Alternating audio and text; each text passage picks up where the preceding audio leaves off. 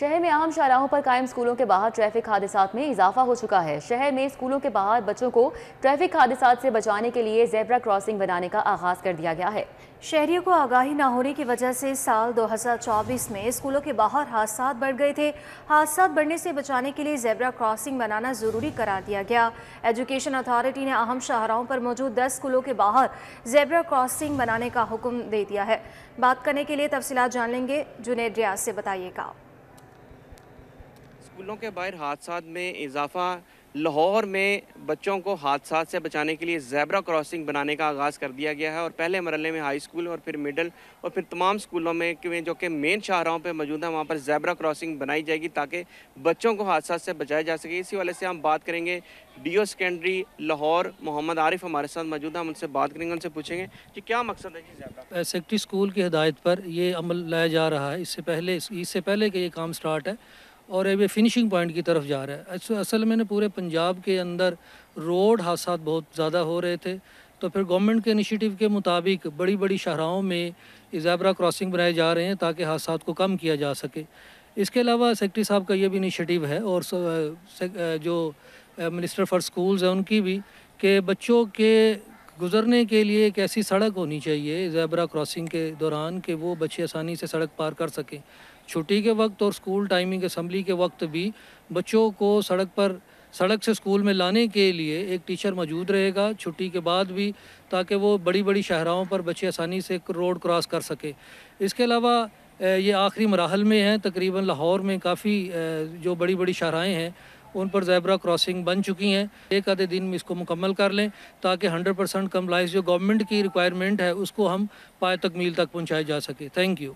Vasni Mohammad Arif DO secondary Lahore, उनका कहना है कि ज़ेब्रा क्रॉसिंग के लिए जो 10 रोज़ का टाइम दिया गया था वो भी आखिरी मराइल में, इस हवाले से उन्होंने सख्त हदायत जारी की हैं कि फौरी तौर पर ज़ेब्रा क्रॉसिंग जो मेन शाहराहों पर मौजूद है बनाई जाए। बहुत शुक्रिया जुनैद। अब आपको बताएं, एलडीए शोबा टाउन प्लानिंग की नाकिस कारकर्दगी के हवाले से टाउन प्लानिंग की जानिब से डीजी को दिखाया गया हदफ भारी पड़ना शुरू हो चुका है। रवा माली साल ख़त्म होने में सिर्फ 2 माह बाकी है और टाउन प्लानिंग अब 21 अरब की बजाय से 12 अरब इकट्ठे कर पाया है। बात करने के लिए दुर्र नायाब हमारे साथ मौजूद हैं, बताइएगा। जी बिल्कुल, एलडीए ने जो हुकूमत पंजाब से वादा किया था कि वो कमर्शलाइजेशन फीसों और रेवेन्यू रिकवरी की मद में अब 40 अरब रुपए इकट्ठा करके रवा माली साल में दिखाएगा, वो तो होता नज़र नहीं आ रहा और जो स्टैट्स हैं वो कुछ डिफरेंट ही दिखाई दे रहे हैं। अगर बात की जाए सिर्फ टाउन प्लानिंग शोबा की तो उन्होंने 21 अरब रुपया इकट्ठा करना था, जो अब वो उनके दावे भी हवाई दावे निकले हैं और अब सिर्फ वो 12 अरब मुश्किल इकट्ठा कर पाएंगे। इस वक्त फाइनेंस के स्टैटिक्स के मुताबिक जो रेवेन्यू इकट्ठा किया है टाउन प्लानिंग की जानिब से वो 9 अरब रुपये है और आइंदा 2.5 माह में जब ये फाइनेंशियल ईयर क्लोज हो जाएगा तो बमुश्किल 2 से 3 अरब रुपये ही इकट्ठे हो पाएंगे। इस तरह 12 अरब से ज़ायद ऊपर जाते दिखाई नहीं दे रहे और बाकी जो बहुत बड़ी रिकवरी तकरीबन 9 अरब की थी वो नहीं हो पाएगी। इसी तरह जो कमर्शियल रोड्स नहीं खोली उससे भी रेवेन्यू का जो है वो अच्छा खासा जो है वो दिखाया गया था कि बहुत पैसा इकट्ठा किया जाएगा, अरबों रुपये आएगा और वो भी इस वक्त जो है वो डिक्लाइन की सूरत हाल दिखा रहा है। अब अगर यही सारे इशारिया देखें तो बहुत बुरी हालत है शोबा टाउन प्लानिंग की। रेवेन्यू का जो उन्होंने ख्वाब दिखाए थे दोनों चीफ टाउन प्लानर ने, डीजी एलडीए से जो वादे किए थे वो मुकम्मल नहीं हुए और रेवेन्यू डेफिसिट जो 40 अरब का हुकूमत पंजाब से एलडीओ का हमने वादा किया था वो भी मुकम्मल नहीं हो पा रहा। बमुश्किल जो है अब सिर्फ बात की जा रही है कि बमुश्किल टोटल मिला के टाउन प्लानिंग का 12 अरब और दीगर जो रेवेन्यू रिसीट्स हैं वो मिला के 27 अरब रुपये इकट्ठा होगा। अब इसमें एलडीए को ये देखना होगा कि वो किस तरह से ये रेवेन्यू के डेफिसिट को पूरा करेंगे और अगर नहीं कर पाएंगे तो आइंदा माली साल में क्या स्ट्रेटेजी बनाई जाए। ठीक है, बहुत शुक्रिया दुर्र नायाब। अब आकर मौसम की, तो शहर भर में गर्मी की शिद्दत में इजाफा देखने में आ रहा है। मौजूदा दर्जा हरारत 36 डिग्री सेंटीग्रेड रिकॉर्ड किया गया। महकमे मौसमियात ने शहर में 11 अप्रैल को बारिश बरसने की नवीज सुना दी है। क्या पेश गोई की जा रही है बारिश के हवाले से? कोमल असलम से जानेंगे। जी कोमल। जी बिल्कुल, मौसमी सूरत हाल के हवाले से दीदार मैं आपको आगाह करती चलूँ तो शहर लाहौर में जो है वह 11 अप्रैल को बारिश बरसने के हवाले से पेशगोई कर दी गई है, लेकिन इस बारिश के बाद मौसम बेहतर नहीं होगा ये भी बताया गया है, क्योंकि अब गर्मी अपना जोबन दिखाने के लिए तैयार है।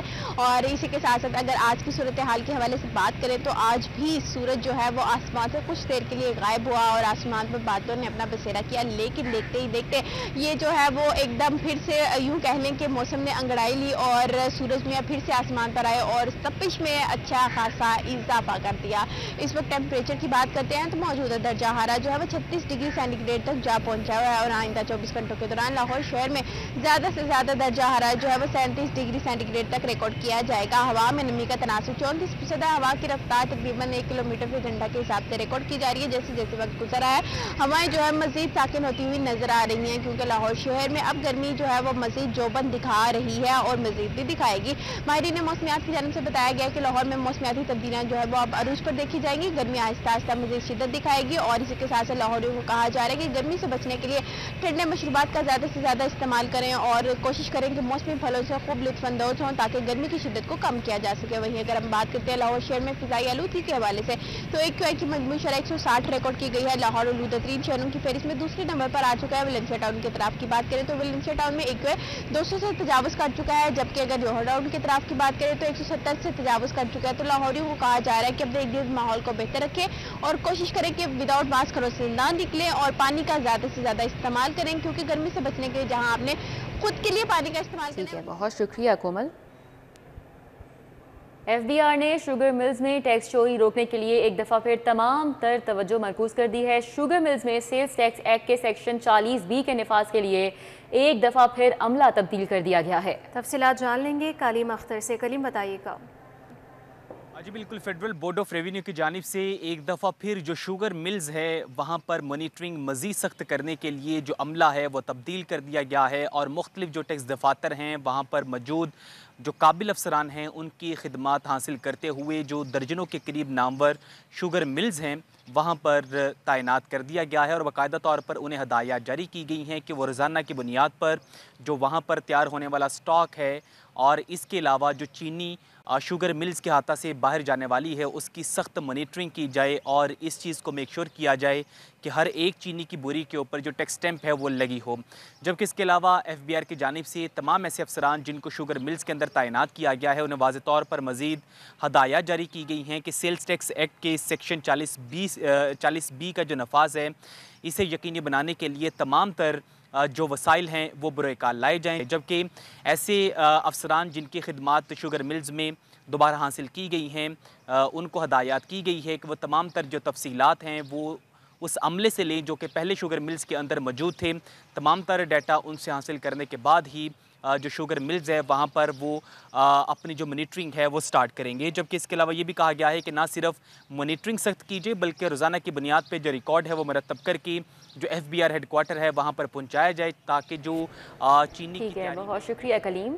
टोकन टैक्स ना दहिंदगान के खिलाफ अहम फैसला, रजिस्ट्रेशन मुअत्तल होगी। रवां हफ्ते 3 लाख से ज़ायद टोकन टैक्स ना दहिंदा गाड़ियों की रजिस्ट्रेशन मुअत्तल हो जाएगी। मज़ीद डिटेल्स जानेंगे अली साही से। जी अली साही।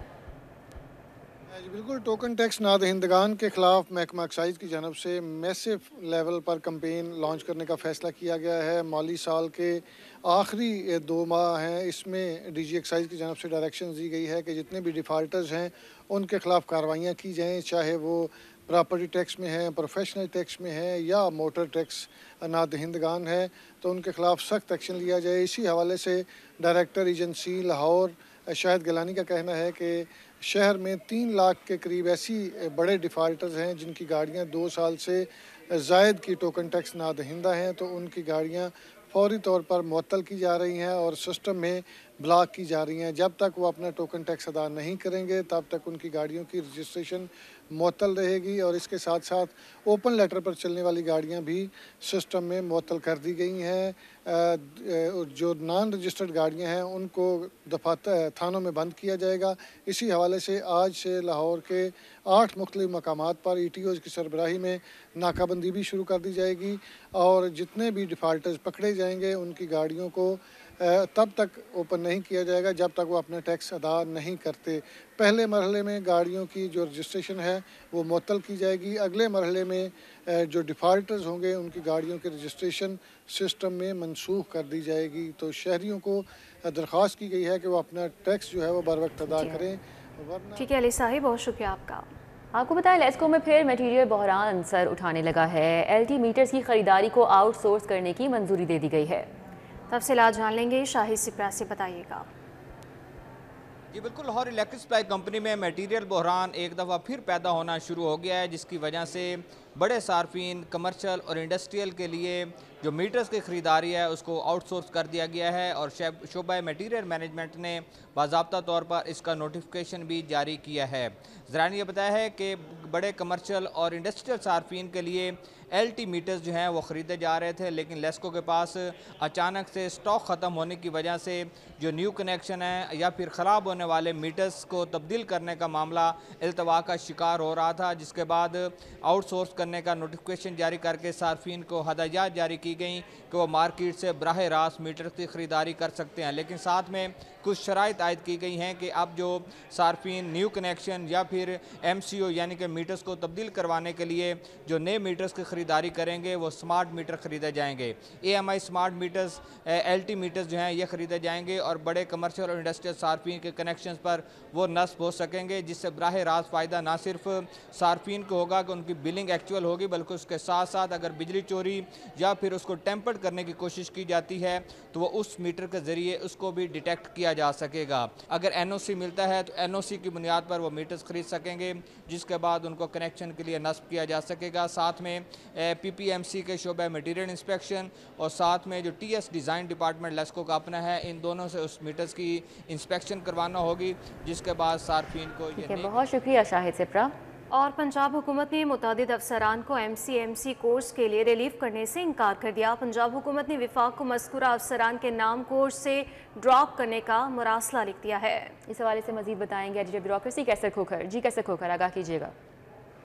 जी बिल्कुल, पंजाब हुकूमत ने वफाक को खत लिखा है कि DC Mandi Bahauddin, Faisal Saleem, DC ranger Khurram Parvez और CEO IDAP शामिर कैप्टन ट्रैक शामिर इकबाल, बाबर साहब जो CEO solid waste management company है, कैप्टन ट्रैक अब्दुलरहमान, DPO मंडी बहाउद्दीन, DPO कसूर मोहम्मद ईसा खान और DPO भावनगर आफज खुरम असगर को कोर्स के लिए MCMC कोर्स के लिए लीव नहीं किया जा सकता, इनको स्पेयर नहीं किया जा सकता। हमने करते इनको इनके नाम जो है ड्रॉप किए जाए कोर्स से।